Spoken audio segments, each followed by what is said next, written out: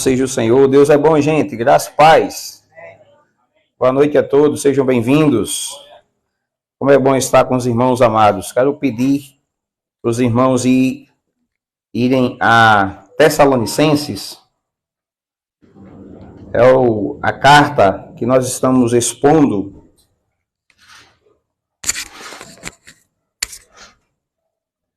E hoje nós estamos no capítulo 2, irmãos. Verso 1 ao 12. A última quinta-feira nós ministramos o capítulo 1.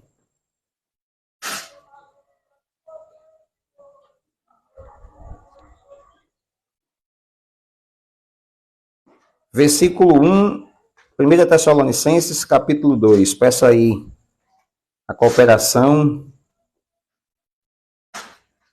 dos irmãos e acompanhar a leitura do texto. Diz assim, queridos: porque vós, irmãos, sabeis pessoalmente que a nossa estada entre vós não se tornou infrutífera. Mas apesar de maltratados e ultrajados em Filipos, como é do vosso conhecimento, tivemos ousada confiança em nosso Deus para vos anunciar o Evangelho de Deus, em meio a muita luta. Pois a nossa exortação não procede de engano, nem de impureza, nem se baseia em dolo. Pelo contrário, visto que que fomos aprovados por Deus, a ponto de nos confiar a Ele o Evangelho, assim falamos, não para que agrademos a homens, e sim a Deus, que prova o nosso coração. A verdade é que nunca usamos de linguagem de bajulação, como sabeis, nem de intuitos gananciosos. Deus disto é testemunha. Também jamais andamos buscando glória de homens, nem de vós, nem de outros. Embora pudéssemos, como enviados de Cristo, exigir de vós a nossa manutenção. Todavia, nos tornamos carinhosos entre vós, qual ama que acaricia os próprios filhos. Assim, querendo-vos muito, estávamos prontos a oferecer-vos não somente o Evangelho de Deus, mas igualmente a própria vida. Por isso que vos tornastes muito amados de vós. Porque vos recordais, irmãos, do nosso labor e fadiga, e de como noite e dia labutando para não vivermos à custa de nenhum de vós, vos proclamamos o Evangelho de Deus. Vós e Deus sois testemunhas, do modo porque piedosa, justa e irrepreensivelmente procedemos em relação a vós outros que credes. E sabeis ainda de que maneira como o pai a seus filhos, a cada um de vós exortamos, consolamos, admoestamos para viverdes por modo digno de Deus que vos chama para o seu reino e glória. Só até aí, irmãos. Vamos orar? Vamos? Pedir para que o nosso Deus nos ajude para entendermos a exposição da sua palavra. Sem Ele, nada nós podemos fazer. Vamos orar então. Senhor, nosso Deus, nosso Pai, estamos aqui reunidos com a sua amada igreja, eleitos no Senhor, e pedimos a ajuda do Espírito Santo, a operação do Espírito Santo hoje de noite, juntamente com a pregação da sua palavra, operando eficazmente e produzindo vida, Senhor. No nome de Jesus Cristo, nos capacitando a entender, a guardar a sua palavra e tê-la, Senhor, guardada no nome de Jesus Cristo. Em nossas vidas, colocando ela em prática, para a glória do teu santo nome, nós pedimos a ajuda do Senhor. Nós dependemos de ti, precisamos de ti. Que a ação do Espírito Santo esteja conosco hoje, neste lugar, segundo a sua vontade e para a glória do teu santo nome, nós pedimos em nome de Jesus Cristo. Amém, gente? Que Deus maravilhoso, né?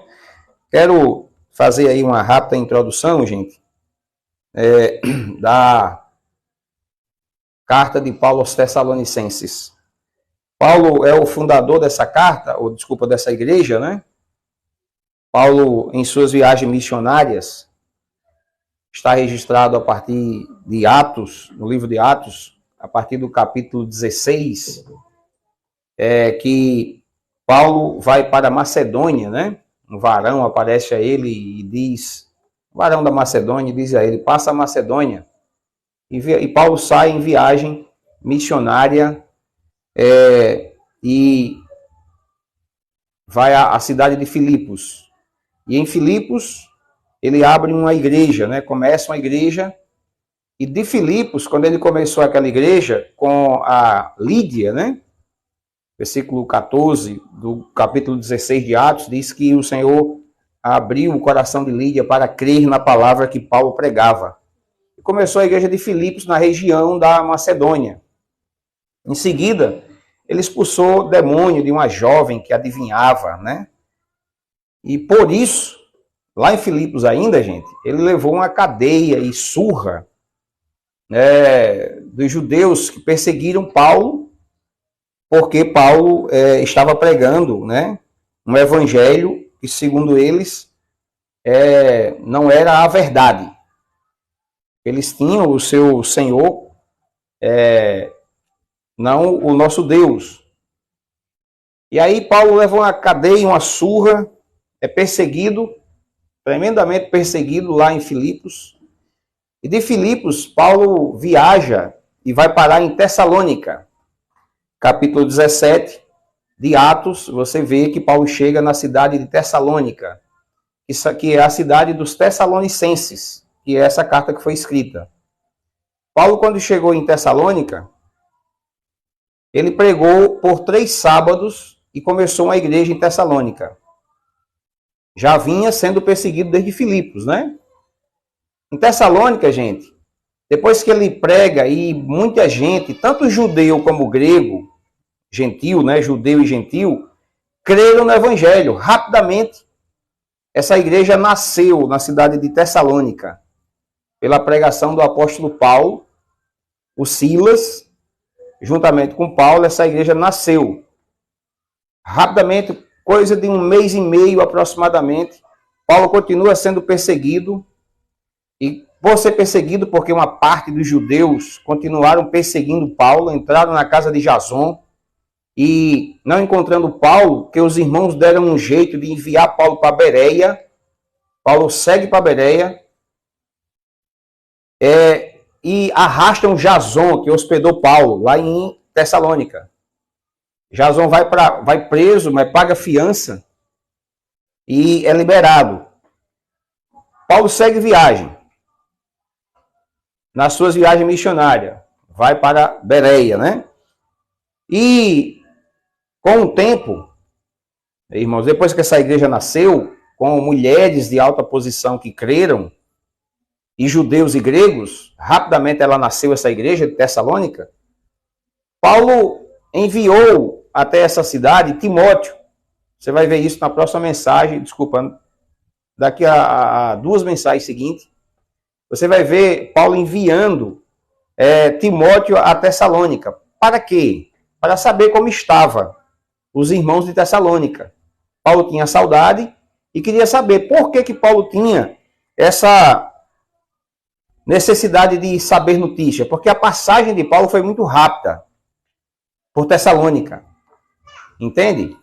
E aí Paulo queria saber como é que os irmãos estavam. Timóteo retorna para Paulo com informações e dá informações para Paulo. Paulo, é o seguinte, os tessalonicenses estão firmes, eles continuam na fé, continuam no amor de Deus, continuam na firme esperança, lembra disso? Que Paulo escreveu no capítulo 1, mensagem anterior, baseado nas informações que ele recebe de Paulo, de Timóteo, ele escreve a carta para os tessalonicenses. Para quê? Para explicar algumas coisas. Porque os tessalonicenses estavam também sendo perseguidos, atribulados e sendo colocado em questionamento esse apostolado de Paulo, esse apóstolo que passou por aqui e que rapidamente fundou uma igreja e que não tem muitas informações e estão dizendo coisas acerca de Paulo. e sobre a realidade da igreja. Então Paulo diz assim, olha, vocês, no capítulo 1, né? Vocês, a informação que eu tenho de Timóteo é que vocês é uma igreja que tem uma fé operosa, que é uma igreja que vive no amor de Deus, e que a esperança de vocês é firme, vocês são constantes, ao ponto de Paulo dizer assim, vocês são modelos para toda a região da Acaia e da Macedônia, vocês são modelos de crentes. E sabe por que vocês são isso? Porque vocês são amados e eleitos do Deus Pai. Essa foi a mensagem de Paulo, logo para introduzir a carta dele.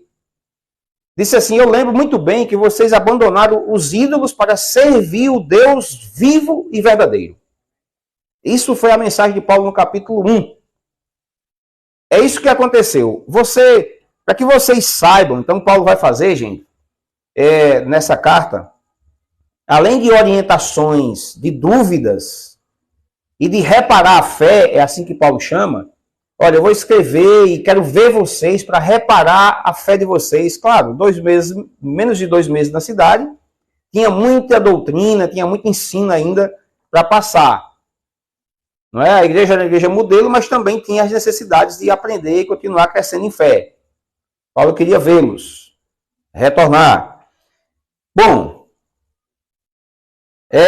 então Paulo diz assim, deixa eu falar aqui um pouco de mim, de como que as coisas aconteceram, para esclarecer e tirar qualquer dúvida e mostrar para você que eu preguei o verdadeiro evangelho, o evangelho de Deus. E aí Paulo nos ensina, sabe o que, gente? A como nós devemos pregar o evangelho. De que forma nós devemos pregar o evangelho. Isso não é apenas para pastores e líderes da igreja, mas é para toda a igreja. Toda a igreja precisa aprender como que nós devemos viver o evangelho, passar o evangelho.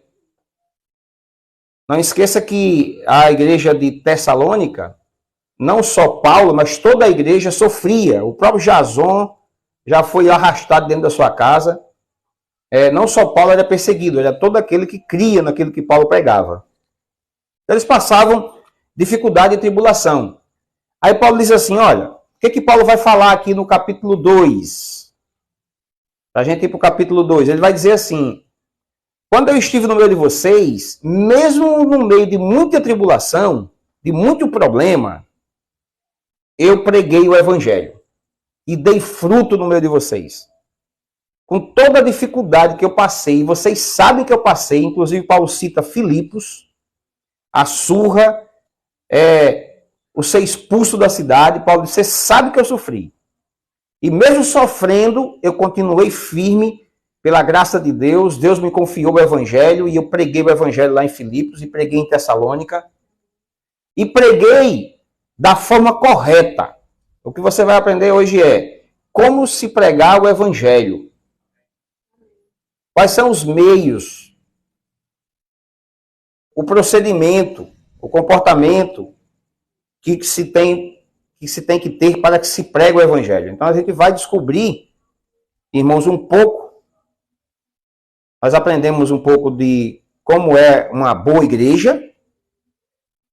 Qual é uma boa igreja no capítulo 1, né? Qual é a boa igreja? É aquela que tem uma fé operosa, aquela que vive no amor de Deus, aquela que é firme na esperança, não é aqueles que são inconstantes ou em cima do muro, né? Não, eles são firmes, eles abandonam os ídolos, são pessoas que são transformadas e abandonaram os ídolos e veio servir ao Deus vivo. Pessoas que abandonam, né, o seu passado e são transformados, são regenerados pelo poder da palavra e do Espírito Santo. Foi assim que Paulo disse. Então, no capítulo 2, você vai ver um pouco sobre o que se estende para toda a igreja, mas Paulo diz aqui, se referindo a ele, o que é, de fato, o procedimento adequado de um pastor, de um missionário. E ele começa dizendo, no versículo 1, irmãos, vocês mesmos sabem, veja que ele está fazendo uma defesa, né? Irmãos, baseado no que Timóteo passou para ele. Irmãos, Vocês mesmos sabem que a visita que fizemos, a visita que fizemos a vocês, não foi inútil. Paulo já começa dizendo que teve fruto, que teve resultado. Entende, gente? Quando o ministro, o missionário passa numa casa, numa cidade, numa família, se ele prega a palavra de Deus, essa visita ela não é inútil. Frutos, eles estão sendo produzidos na vida daqueles que creem. Paulo está dizendo, não foi inútil e vocês sabem que não foi. Apesar de termos sido maltratados e insultados em Filipos. Veja que ele está dizendo assim, mesmo que a gente tenha sido maltratado e insultado, ou seja, eu aprendo com Paulo que mesmo que eu seja insultado, maltratado, irmãos, eu preciso ser fiel ao Evangelho, à palavra, pregar e anunciar, mesmo que eu seja maltratado ou insultado. Como vocês sabem, de novo, com a ajuda de nosso Deus, tivemos coragem de anunciar o Evangelho de Deus. E a vocês, em meio a muita luta. Eu fico pensando, né? Esses pastores e ministros que acreditam na teologia da prosperidade. Ou na teologia da confissão, né? Eles dizem que tudo que eles disser acontece. E que eles vão prosperar. Paulo está dizendo aqui que teve luta, foi maltratado, insultado, e a luta foi muita, não foi pouca. Mas ele pregou o evangelho e deu fruto, mesmo no meio de tanta dificuldade.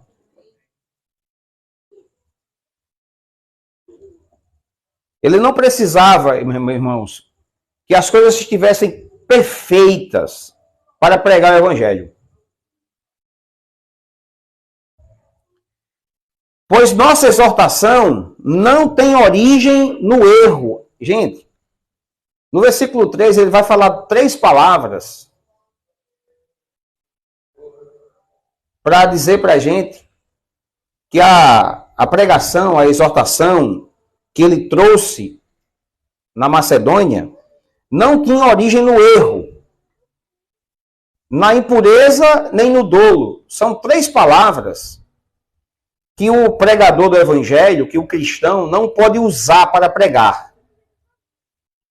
É erro, impureza, que na versão NVI diz impuros, motivos impuros, nem temos intenção de enganá-los. Na verdade, as 3 palavras, elas são sinônimos e quer dizer assim, ó, você não prega o evangelho com o intuito de enganar as pessoas.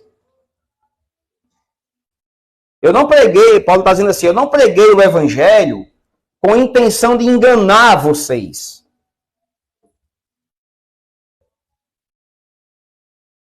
E na época de Paulo, e hoje, irmãos, pregadores têm saído por aí afora, pregando com a intenção de enganar. Entendeu? Enganar em que sentido? Em vários sentidos. Por exemplo, a intenção aqui é ganhar ou é pregar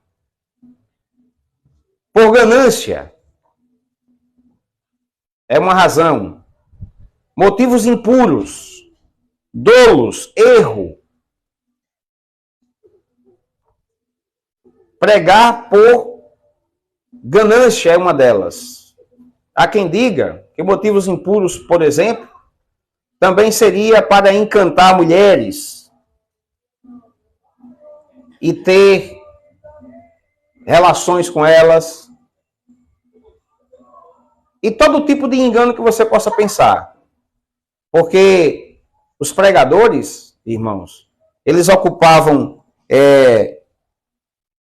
lugar de destaque. E a capacidade, né, de se falar e chamava atenção e enganava pessoas. Por várias razões. Eu estou citando algumas delas. Então, a pregação não pode ser por motivos de enganar. Ah, eu vou pregar só lá no centro da cidade, porque lá no centro da cidade eu vou conseguir pegar pessoas que são ricas. A intenção que se tem ao pregar o evangelho é o que Paulo está tratando, dizendo para eles, quando eu preguei para vocês, eu não preguei, apesar de que mulheres de alta posição creram, né? Mas a intenção de Paulo não era essa, não era a intenção de enganar. E todo pregador, e todo crente que prega o evangelho, não pode pregar com a intenção de enganar. O que vai ocorrer se eu ficar tentando convencer pessoas a fazerem parte da igreja hoje, porque elas têm posição ou dinheiro? É óbvio que eu estou tentando pregar com a intenção de enganar as pessoas e usufruir do que é delas. Então eu vou pregar para aquele fulano de tal, porque aquele fulano de tal tem influência na cidade, e assim eu vou ser beneficiado por isso. Gente, você não tem noção o quanto isso acontece dentro da igreja. Eu fui convidado por várias pessoas ricas para pregar. E elas já são acostumadas a receber esse tipo de caloteiro, de sem vergonha, de mentirosos, enganadores, que elas oferecem dinheiro e condição para que você pregue para elas. Está cheio. Imagine, gente, como será essa igreja se a intenção for essa. Vamos pregar de qualquer forma, de qualquer jeito, que o que importa é a igreja cheia. Isso é um absurdo. Entende? Vamos pregar de qualquer jeito, vamos fazer de tudo que for possível para que tenha gente dentro da igreja. Isso é engano. Essa palavra dolo, irmãos, ela significa como se você quisesse colocar uma isca no anzol para pegar o peixe. Quando você coloca a isca no anzol, você está querendo enganar o peixe. Para o peixe engolir, entendeu? Enganar e você fisgar ele. Não é assim. Paulo disse anteriormente que os verdadeiros crentes, eles são convencidos pela pregação. Eles recebem a palavra e o poder do Espírito regenera elas, convertem elas. São convertidas pelo poder do Espírito Santo por meio da pregação da palavra sem necessidade de acréscimo de nada. Então Paulo disse, não, quando eu estive no meio de vocês, a exortação que eu fiz, ela não teve origem no erro, na impureza, nem na intenção de enganá-los. Eu me lembro de um jovem, 13 anos atrás, evangelizando aqui, que ele chegou para mim e me perguntou, não, você está tentando me convencer para que você tenha mais uma pessoa dentro da igreja. Eu me lembro da pessoa dizendo isso para mim. Eu disse, não, meu garoto, a intenção não é essa, não. A minha intenção não é essa. A minha intenção é mostrar que você é pecador, vai para o inferno se você não crê em Jesus Cristo. E a única saída que você tem é para lá que você vai. Essa é a minha intenção. Não tem que enganar você. O evangelho é simples.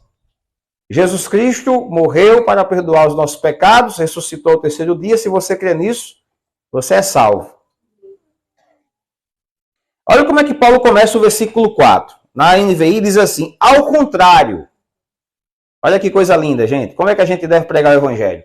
Ao contrário, ao invés de eu tentar enganá-los, como muitos faziam e ainda fazem, enganando pessoas, interessada em seus bens ou qualquer outra coisa, elas enganam. Paulo diz assim, ao contrário, como homens aprovados por Deus para nos confiar o evangelho, Deus confiou o evangelho. Então, quando nós ouvimos homens de Deus, nós precisamos saber se Deus confiou o evangelho a ele.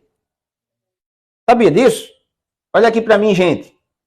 Estamos aprendendo a identificar um bom pastor, um bom missionário. Como é que a gente identifica um bom missionário, irmãos? Paulo está dizendo assim, sabe o que é? Ele confiou o evangelho a mim. Então o missionário precisa conhecer o evangelho.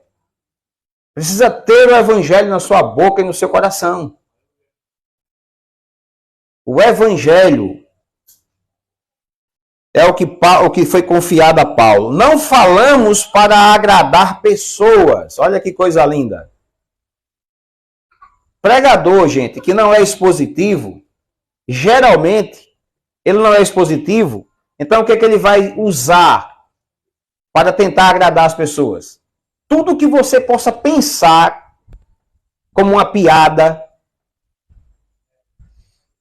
como o ambiente, a música, a cor das luzes, alguma coisa, ele tem que fazer para agradar os homens. Olha aqui como é libertador, né? Ilumina os nossos olhos. Paulo está dizendo assim, e isso se encaixa demais nos dias de hoje, gente. Olha o que Paulo está dizendo. Olha, não falamos para agradar pessoas. E o que a gente vê dentro das igrejas? Pastores, pregadores, missionários que estão, de alguma forma, tentando agradar as pessoas. É o contrário. É o contrário. Você, meu irmão, que está sempre murmurando e reclamando porque ninguém lhe agrada, você não é por aí. Se estão se esforçando para te agradar, pode ser que isso seja falso missionário. Pelo contrário, ao invés de eu tentar enganar vocês, eu não quis nem agradar vocês, eu quis. Porque quem vem com esse negócio de querer agradar, suspeite. Pode ser falso. Pode ser falso. E o interessante, que eu antecipo para você uma coisa, né? Paulo vai dizer um pouco lá na frente, que como a mãe que trata o filho e a pai que trata o filho, ele tratou os irmãos. Ou seja, como a linha é fina, né? Porque Paulo tratava bem as pessoas. Mesmo Paulo que diz assim, eu não tentei agradar com engano e com erro e com impureza, mas eu tratei vocês como pai trata filho, mãe trata filho. Ou seja, existe o tratamento, existe o comportamento, existe o amor que nós temos que ter com as pessoas, mas nós precisamos perceber a linguagem, né? A intenção. Versículo 5. Vocês bem sabem que a nossa palavra nunca foi de bajulação. Então, o versículo 4 fala sobre não agradar pessoas. Ele associa a não bajulação. É diferente, né, gente? Eu preciso... Você já viveu isso? Eu preciso bajular fulano, olha. Porque se eu bajular fulano, fulano permanece na igreja. E se fulano tem posição ou dinheiro, aí é esse que a gente tem que bajular, né? A gente é bem acusado dessas coisas, sabe? Por isso que, inclusive, Paulo estava sendo acusado. Paulo estava sendo questionado. Hoje, nós seremos questionados. Eu sofro as mesmas coisas. Graças a Deus por essa escrita, por esse documento. Porque eu sou acusado, como Paulo era. Aí Paulo está dizendo assim, não, eu nunca tratei vocês com bajulação. Eu costumo dizer, irmãos, olha aqui para mim. Eu costumo dizer assim, né, aplicando isso na nossa igreja, isso precisa ser aplicado aqui, agora, na gente. Eu costumo dizer, quanto mais perto a pessoa está de mim ou de Paulo, mais correção ela tem. Ela não tem bajulação. Não tem. Se você se aproximar de mim e da minha esposa, de mim e do meu filho, de mim e da minha nora, de mim e de aqueles que estão mais perto, você sabe. Você que está me ouvindo, você sabe. O chicote é mais grosso. Não pense você que quem está perto aqui é porque eu estou bajulando ou interessado no dinheiro dele. Está aqui ou não? Porque ele leva mais peia que você que está longe. É assim que o homem de Deus precisa proceder. Paulo disse, eu não tratei. Sabe o que foi que eu fiz lá no capítulo, quando a gente ia sair para a viagem? Eu disse, eu não levo João Marcos, ele é um frouxo. Pegue, peia. É assim que ele tratou. Eu vou levar Silas, porque ele me abandonou. Ele me abandonou. Esse caba corrigia. Ele não tratava com bajulação. Você quer um pastor que trate você com essa linguagem? Eu não quero. Eu não quero. Que meu pastor me trate assim, com bajulação. Eu quero que ele me trate com exortação, com palavra, com evangelho, não com engano. E eu sou esperto. Você é esperto. Dá para perceber, não dá?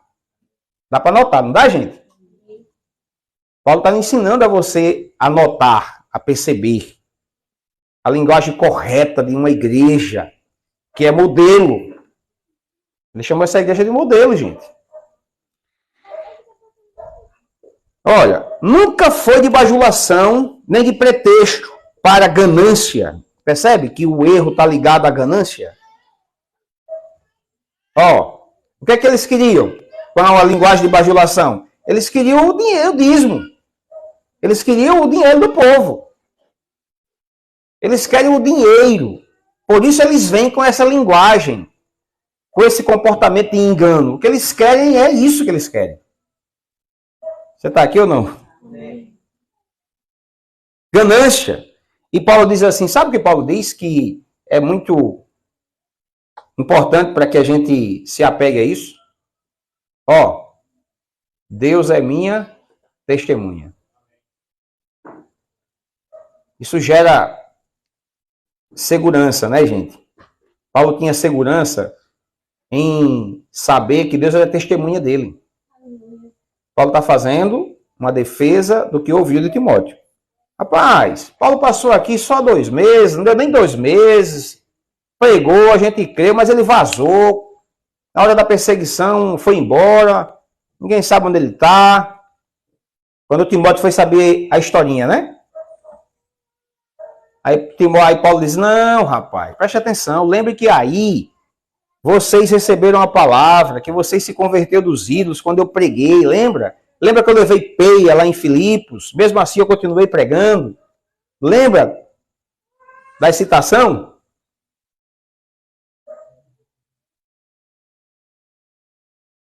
Vocês lembram? Do que eu passei e mesmo assim deu fruto. Deus é minha testemunha.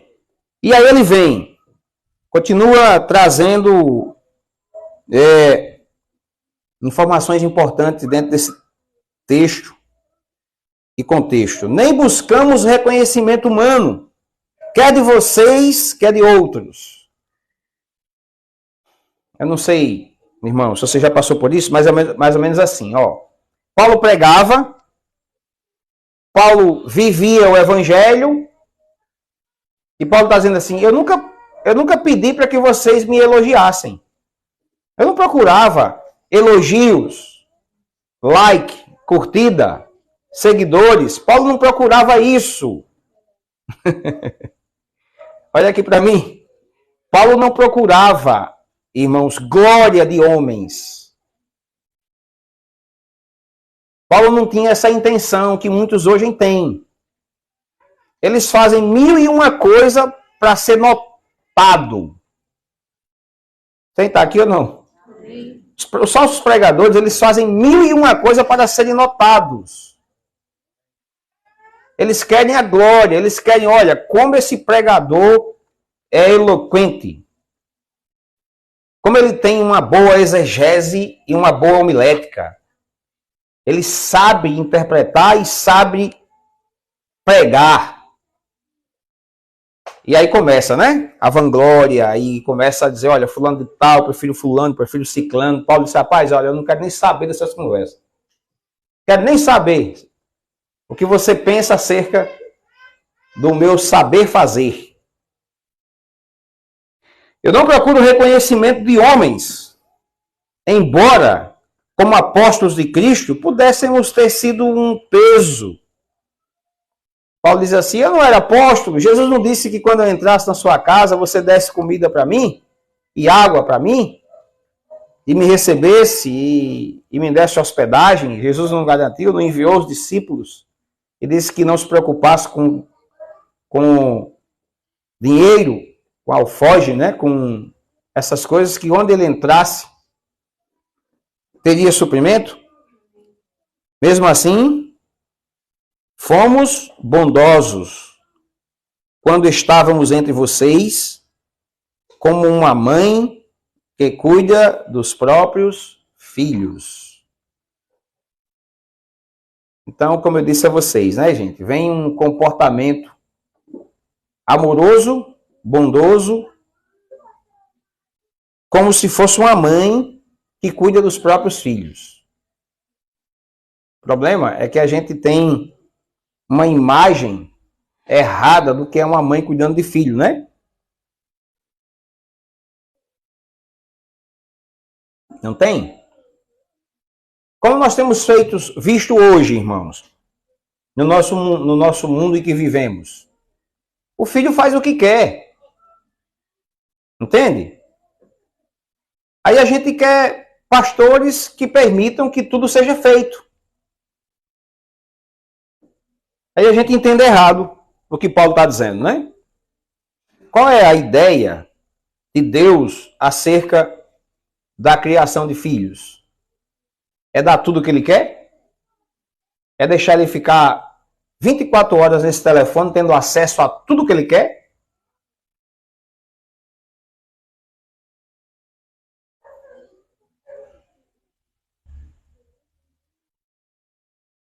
Como diz certo pregador renomado, a igreja aceita todos, mas não aceita tudo. A igreja aceita todos. Pode vir. Mas não aceita tudo. Versículo 8. Sentindo, assim, tanta afeição, decidimos dar a vocês não somente o Evangelho de Deus, mas também a nossa própria vida. Olha só, gente. Olha a exigência, né? Dos missionários, ou para os missionários.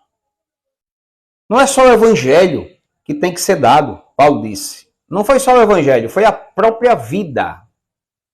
A vida era para servir a Deus, a vida é para pregar o Evangelho. A vida não sou mais eu quem vive, mas o viver que eu vivo na carne, eu vivo pela fé no Filho de Deus, que morreu e se entregou por mim. Foi esse homem que citou isso, o apóstolo Paulo. A minha vida é de Deus e para Deus, Paulo está dizendo. Porque vocês se tornaram muito amados por nós. Versículo 9. Irmãos, certamente vocês se lembram do nosso trabalho esgotante e da nossa fadiga. Agora, preste atenção no que esse homem vai dizer. Ele vai mostrar, irmãos, eu estou falando do apóstolo Paulo, o autor e fundador da igreja. Ele era o autor de 13 cartas das 27 da Nova Aliança, tá? 13.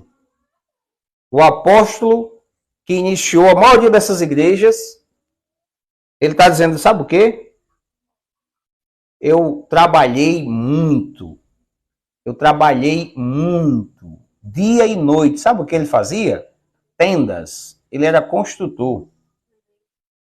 Inclusive, se você virar a página da sua Bíblia, capítulo 18, ele chegou em Atenas e encontrou Priscila e Áquila, que era da sua mesma função, mesmo ofício, e se uniram não só na pregação, mas também no trabalho. Trabalho.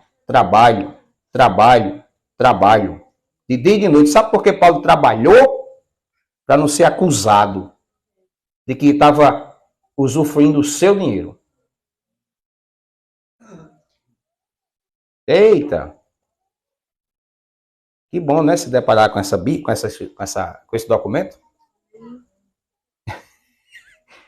Paulo trabalhou de dia e de noite.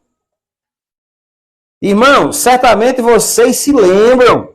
Vocês se lembram, é certo que vocês se lembram. Do nosso trabalho esgotante. Paulo está dizendo, eu acho que nos dias de hoje, eu acho que ele levava até uma visita do Ministério do Trabalho. Eu acho que o Ministério do Trabalho visitaria Paulo agora. De dia e de noite, Paulo, era de dia e de noite. Era esgotante a nossa fadiga. Trabalhamos noite e dia para não sermos pesados a ninguém. Ele era livre. Hoje em dia, se você pensar o que pensam acerca do ser pastor, estão procurando, irmãos, o ministério que paga melhor. Você entendeu? Estão procurando as igrejas que ofertam bem. A gente aprende com a Bíblia, com Paulo, irmãos, como é que seleciona pastores. Como é que se faz entrevista com novos pastores. Sabe como é que se faz? Você está fazendo o quê? Está trabalhando aonde? Qual a sua carga horária? Você é preguiçoso? Então vai para outro canto. É assim que se seleciona pastores. Agora, se você trabalha arduamente, pode ser que você seja candidato. Alô? Quebrou. Está funcionando?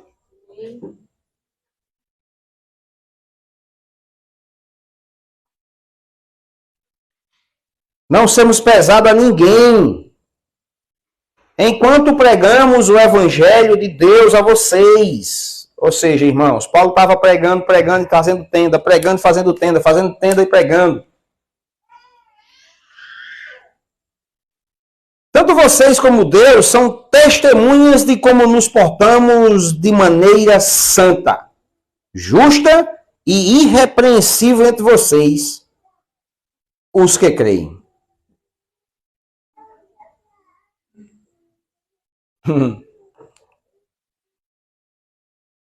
Ai, Jesus. Eu tive, gente, tão novinho ministério, né? Novinho, mas eu tive oportunidades de presenciar essas coisas. É um absurdo, tá? É um absurdo. Que coisas, pastores? Enganadores.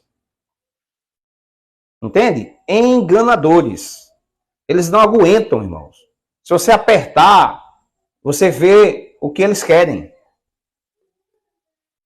Por isso que a Bíblia diz que tem que apertar, entendeu? Você tem que apertar, tem que provar, né? Paulo disse? Tem que provar, porque se não provar, não dá para ir para viagem. Não dá para ir para viagem. Tanto vocês como Deus são testemunhas de como nos portamos de maneira santa, justa. Versículo 11. Encerrando. Pois vocês sabem que tratamos cada um como um pai trata seus filhos. Repito, gente. A gente tem uma ideia errada de como devemos tratar nossos filhos. Não é?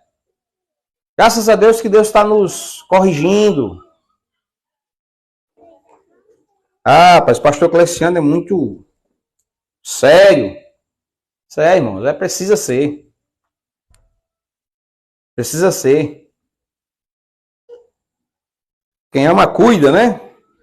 Versículo 12. Exortando e consolando, dando testemunho para que vocês vivam de maneira digna de Deus, que os chamou para o seu reino e glória. Então a gente encerra essa primeira parte, compreendendo aqui que Paulo diz assim, gente, vocês foram chamados para o reino e a glória de Deus. Nós fazemos parte de um reino, o reino do nosso Senhor Jesus Cristo. Nós fazemos parte daquele povo que foi chamado para a glória de Deus. Nós somos cidadãos celestiais. A nossa pátria, Filipenses 3, versículo 20, diz que não é essa, está nos céus. Nós somos um povo, cidadãos dos céus. Nós temos uma maneira digna de viver. Então, meus irmãos, encerramos fazendo aí um rápido resumo. o que Paulo nos ensina aqui? Paulo está dando retorno aos filipenses, fazendo uma defesa do seu ministério, não é? Do seu apostolado, porque certamente Timóteo diz, olha, os caras estão bem, cheio de fé, de amor, de esperança, mas tem alguns assuntos para ser tratados e Paulo vai tratá-los, os assuntos nas 2 epístolas. Mas aí, Paulo diz assim, olha, veja só, foram 2 meses que eu tive aí, tudo bem, foi rápido, foi, mas vocês sabem do fruto que aconteceu aí. Vocês sabem do fruto que aconteceu. Mesmo eu com muita luta e sendo maltratado, vocês sabem o que aconteceu em Filipos. Lídia creu, a endemoniada creu, o centurião creu, as mulheres de posição creu, o judeu creu, o gentil creu. Vocês foram convertidos porque vocês eram amados e eleitos. Paulo está dizendo, dando resposta, respaldando o seu ministério. E assim eu aprendo com ele. Eu aprendo com ele a como viver, a como pregar o evangelho nessa terra. Como? Sem engano, sem dolo, sem impureza. Pelo contrário, ao invés de agradar a homens, eu vou agradar a Deus. Amém. E outra coisa, sem bajulação. É com seriedade. É com firmeza. Seja na célula, seja na rua, seja no trabalho, seja no púlpito. Evangelho é evangelho. Não tem que bajular você para que você permaneça na igreja. Isso não existe. Isso aí é mentira, é engano. Isso é engano. Isso é falso. Falso evangelho. Isso é anzol para pegar o peixe. Entendeu? E nós sabemos o que pega o peixe. O que pega o peixe é 2 coisinhas. Palavra e Espírito. Pregação da palavra e se o Espírito Santo quiser, vai convencê-lo. Vamos orar? Feche seus olhos, vamos agradecer ao nosso Deus e Pai. Deus e Pai do nosso Senhor Jesus. Nós cremos na suficiência da sua santa palavra, Pai. Ela tem poder para nos exortar, consolar e educar em toda justiça. Ela é viva e eficaz, Senhor. Ela sustenta o universo. Ela tem sido ministrada, Pai, expositivamente, sistematicamente. Nós cremos no que ela está produzindo na nossa vida, Senhor. Que o Senhor nos ensine a tratar uns aos outros com bondade, como mãe cria filhos, como pai cria filhos, possamos nos comportar uns com os outros. No nome de Jesus Cristo, nós te agradecemos o poder e a força do Espírito Santo, nos dando coragem, como foi dado coragem a Paulo, para anunciar a palavra no meio de muitos maus tratos e lutas, que ela seja ministrada, Senhor, não com engano, Senhor, pelo contrário, não para agradar homens, mas para a glória do teu santo nome, não para sermos exaltados, mas para que o Senhor seja glorificado e exaltado o tempo todo, no nome de Jesus Cristo.